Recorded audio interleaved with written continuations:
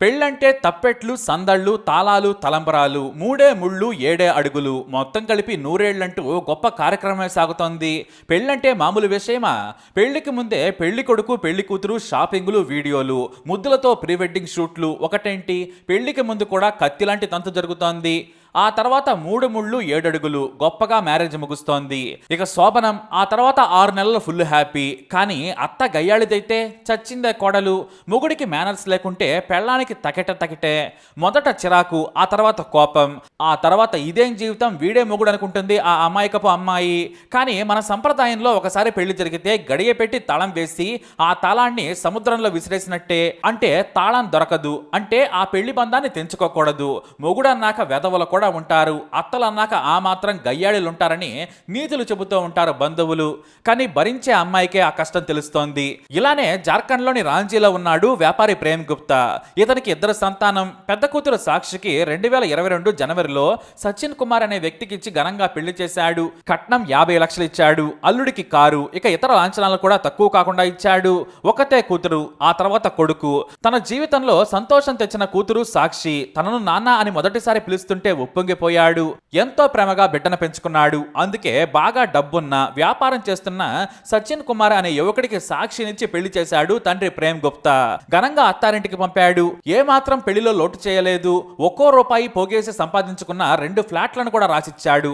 అడిగిన కట్నం కంటే ఎక్కువే ఇచ్చాడు. ఎందుకంటే నా కూతురు జీవితంలో నాన్న సాయం కోసం ఎదురు చూడొద్దు, నాన్న ఉన్నా లేకున్నా సంతోషంగా బ్రతకాలనేది ఆ తండ్రి తాపత్రయం. అది ఎవరికైనా ఉంటుంది. కొడుకులకు ఏమిచ్చినా ఇవ్వకపోయినా కూడా మరొకరి ఇంటికి వెళ్లే కూతురిపై ఏ నిజమైన తండ్రికైనా బెంగ ఉంటుంది. నిత్యం ఆరాటపడుతూ తమ కూతురు సంతోషంగా ఉండేందుకు తల తాకట్టైనా పెడతాడు తండ్రి. కొడుకుల గురించి పెద్దగా తండ్రి బాధపడ్డాడు, ఎందుకంటే కళ్ళెదురుగా ఉంటారు కాబట్టి. కానీ ఏ తండ్రికైనా కూతురు అత్తారింటికి వెళ్ళిందంటే జీవితంలో సెటిల్ అయ్యే వరకు భయమే. అల్లుడు ఎలాంటి వాడో, అత్త ఎలా ప్రవర్తిస్తుందో అనే కంగారు ఉంటుంది సహజంగా. అలాగే ఈ ప్రేమ్ గుప్తా కూడా అంతే. సాక్షి అత్తారింటికి వెళ్ళింది, కానీ ఆయన భయమే నిజమైందని కలలో కూడా అనుకోలేదు. పని పాట లేని అత్త పెత్తనంతో సాక్షిని వేధించడం మొదలుపెట్టింది అత్త.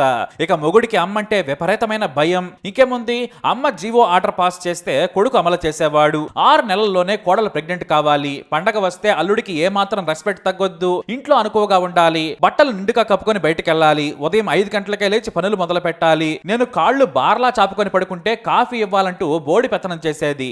ఇందుకు సాక్షి కూడా తన పనే కదా, తన ఇల్లే కదా అనుకుంది. వాస్తవానికి పీజీ చదివిన సాక్షికి ఇంట్లో పని చేయడం తెలియదు. కానీ అత్తారింటికి వచ్చాక నేర్చుకుని పని మనిషితో కూర్చొని మరి బండెడు పని చేసేది. ఆ తర్వాత అదనపు కట్నం కావాలని రాత్రి సమయంలో గడియ పెట్టగానే మొగుడి పెంట. ఏ మగాడికైనా పెళ్లాం మీద మోజు 6 నెలలైనా ఉంటుంది. ఎందుకంటే శృంగార లోకంలో తేలియాడుతూ ఎంజాయ్ చేస్తుంటారు కాబట్టి. కానీ ఈ సచిన్కి మాత్రం ముందు క్యాష్ కావాలి. ముద్దు ముచ్చట తర్వాత సంగతిని వేధించడం మొదలు పెట్టాడు. చివరకు తన తండ్రితో చెప్పుకొని బాధపడింది సాక్షి. నీకు ఇష్టం లేకుంటే వచ్చేయ్ తల్లి, నేనున్నాను కదా అంటూ ప్రేమ్ గుప్తా చెప్పాడు. కానీ సాక్షి తల్లి మాత్రం ఇద్దరిని తిట్టింది. పెళ్ళై 3 నెలలు కూడా కాలేదు, అప్పుడే ఇంటికి తీసుకొచ్చుకుంటావా అంటూ భర్త మీద కోప్పడింది. కొత్త ఇంట్లోకి వెళ్ళినప్పుడు సమస్యలుంటాయి, అడ్జస్ట్ కావాలని సాక్షి తల్లి ఇద్దరికి చేవాట్లు పెట్టింది. దీంతో సరేనని సాక్షి అడ్జస్ట్ అవడం మొదలు పెట్టింది. కానీ ఇంటి నుంచి బయటకు వెళ్ళనిచ్చేవారు కాదు. పక్కింటి లేడీస్ తో మాట్లాడినా సరే ఈ ఇంటి కుట్టు బయట పెడుతుందేమోనన్న భయంతో మాట్లాడనిచ్చేదే కాదు గయ్యాళి అత్త. ఇక మొగుడు ఎలాగూ సొంత నిర్ణయం తీసుకోలేని దద్దమ్మ. అయితే ఇలాంటి కష్టాలను ఓర్చుకుంటూ సంసారాన్ని లాక్కొస్తూ ఉంది సాక్షి. కానీ మొగుడి టార్చర్ మరింత పెరిగింది. ఫోన్ గమనిస్తూ మెసేజ్లు చదువుతూ చిరాకు పెట్టేవాడు. తన స్నేహితురాలతో మెసేజ్లు చూసి కూడా అమ్మాయేనా అంటూ అనుమానించేవాడు. ఇక అత్త అయితే ఉదయం నుంచి సాయంత్రం వరకు ఫోన్ లోనే సంసారం చేస్తుందంటూ దెప్పి పొడిచేది. చాలా భరించిన సాక్షి ఓసారి ఎదురు తిరిగింది. మర్యాద ఇస్తేనే మర్యాద ఇస్తా, లేదంటే ఊరుకొనని చెప్పింది. అంతేకాదు వేరు సంసారం పెట్టాలని భర్త ముందు డిమాండ్స్ పెట్టింది. మా అమ్మ బ్రతికున్నంత వరకు నేను వేరు సంసారం పెట్టనన్నాడు భర్త. మరి నన్ను వేధించొద్దని చెప్పాలని కోరింది. కానీ వినకపోగా మా అమ్మ గురించి చాడీలు చెబుతావా అని లాగి పెట్టి కొట్టాడు. దీంతో సాక్షి తన తండ్రికి ఫోన్ చేసి చెప్పింది. ప్రేమ్ గుప్తా వెంటనే వచ్చి అల్లుడిని, అతని తల్లిని నిలదీశాడు. అంతేకాదు మరో భయంకర విషయం కూడా బయటపెట్టాడు. మొదటి పెళ్లిని దాచి నా కూతురు గొంతుకొస్తారా అంటూ సోదరుడితో కలిసి వెళ్లి నానా బేపత్యం చేశాడు ప్రేమ్ గుప్తా. కానీ ఈ సచిన్ గుప్తా ఫ్యామిలీ హమాస్ కంటే దారుణమైన ఫ్యామిలీ. మాటకు మాట సమాధానం చెబుతూ ఉంటారు. నువ్వు ఇచ్చిన కట్నానికి ఫ్రెష్ గా మొదటి హ్యాండ్ మొగుడొస్తాడా అంటూ దెప్పి పొడిచారు. అంతేకాదు కూతురు కరణమే కాదు కాదు పెంచడం కూడా తెలియాలని ఇంటర్నేషనల్ సిలబస్ మొత్తం చెప్పుకొచ్చింది సాక్షి అత్త. మరి నీ కొడుక్కి కూడా ఆ సిలబస్ చెబితే బాగుండేది, పెంచడమే కాదు పెళ్లి చేసుకుంటే భార్యను కూడా సరిగ్గా చూసుకోవాలని మీరు నేర్పించలేదా అన్నాడు ప్రేమ్ గుప్తా. అలా మాట పెరగడంతో నాకు నీ కూతురే వద్దని తెగేసి చెప్పింది సాక్షి అత్త.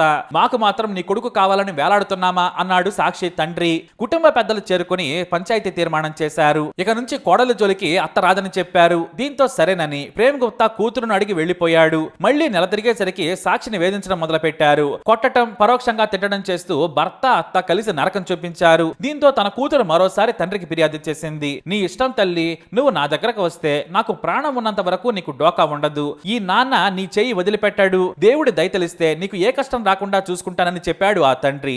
నేనే నీ దగ్గరకు వస్తాను నాన్న అని ఏడ్చింది. అంతేకాదు వెంటనే క్యాబ్ బుక్ చేసుకుని వచ్చేయమన్నాడు. ఆ గొట్టంగాడిని బతిమలాడాల్సిన అవసరం నీకు లేదు. కోడలంటే గౌరవం లేని పనికిమాలిన అత్తకు, ఆ కుటుంబానికి నువ్వు బండెడు చాకరీ చేయాల్సిన గతి నీకు పట్టలేదు. నీకు నేనున్నా బంగారం అంటూ కూతురుని రమ్మన్నాడు. భార్య సహా ఎవరు చెప్పినా ఆ తండ్రి వినలేదు. నా బిడ్డ నాకు బరువు కాదనుకున్నాడు. అత్తారింటి నుంచి బట్టలు సర్దుకొని అరగంటలో ఇంటికి చేరుకుంది సాక్షి.